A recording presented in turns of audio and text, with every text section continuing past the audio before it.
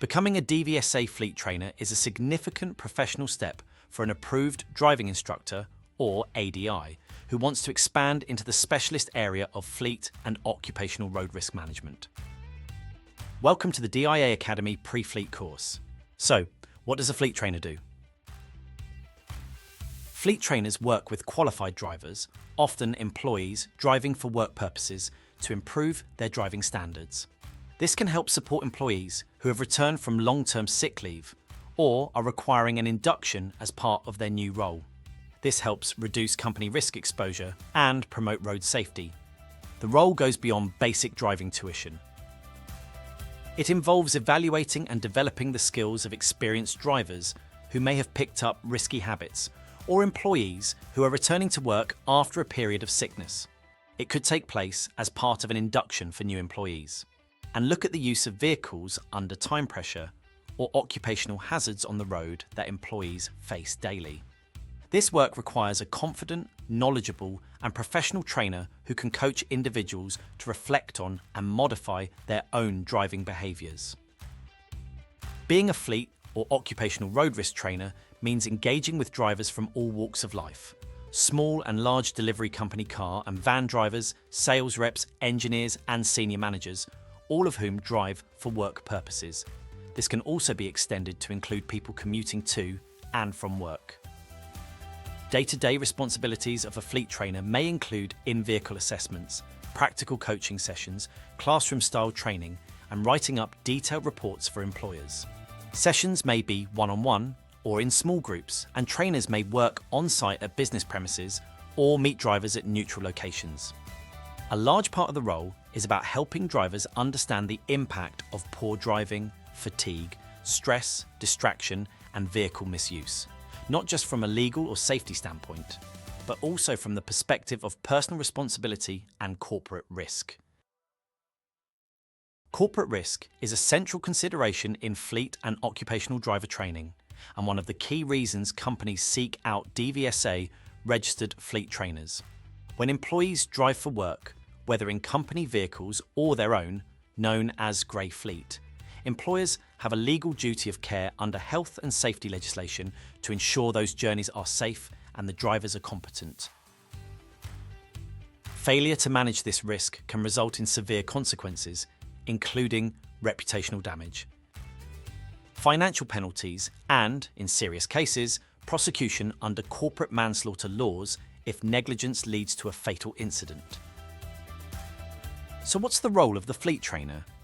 Fleet trainers play a vital role in helping businesses identify, manage, and reduce these risks by assessing driver behaviour, coaching for safer decision-making, helping to support company drivers in a positive way, and ensuring compliance with road safety standards.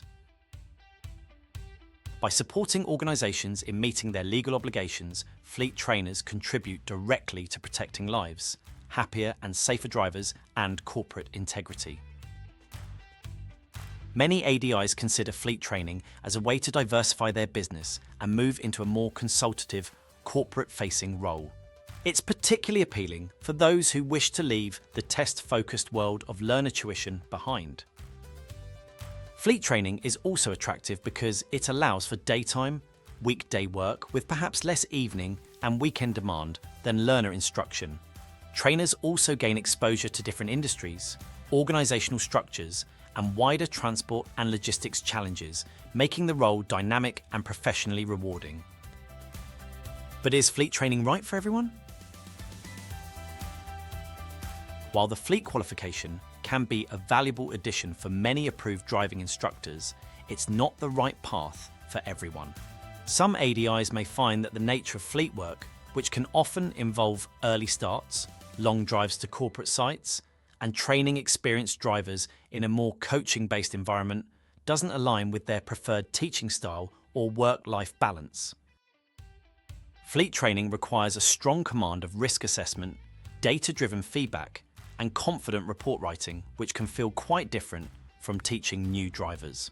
Additionally, fleet work can be inconsistent, with demand fluctuating depending on contracts and client needs, making it less predictable than regular learner instruction. For ADIs who thrive on structured lessons, enjoy working with beginners, or prefer the routine of local teaching. The time, cost, and effort to gain the fleet qualification may not offer enough return or job satisfaction.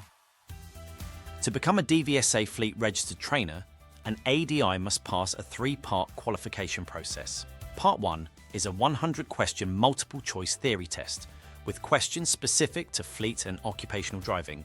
Part 2 is a driving ability assessment at an advanced standard. Part 3 is a client-centered coaching session with a qualified driver, all completed within a maximum of 3 attempts. Some accredited providers might also add in additional topics for the ADI to work through that are relevant to the role and help ADIs get a better foundation into becoming a fleet trainer. Topics such as report writing, presentation skills, running a fleet business, driver behaviour and law, lone working, understanding occupational road risk, coaching, and giving feedback, to name a few. The qualification is challenging and requires strong communication, confident coaching skills, and high-level driving competence. Many trainers choose to attend a fleet trainer preparation course to build confidence and improve their chances of success, especially for the in-car coaching element, which differs significantly from learner instruction. Many trainers choose to attend a fleet trainer preparation course to build confidence and improve their chances of success, especially for the in-car coaching element, which differs significantly from learner instruction. Earning potential in fleet training can vary depending on experience, contract arrangements, and the nature of the work. A freelance trainer might typically charge between £275 and £450 per day, depending on the client and type of service. Trainers working for large fleet training companies or consultancies might earn a day rate or be paid per session, which can sometimes be supplemented with mileage expenses. Those who build relationships directly with businesses can enjoy more control over their schedules.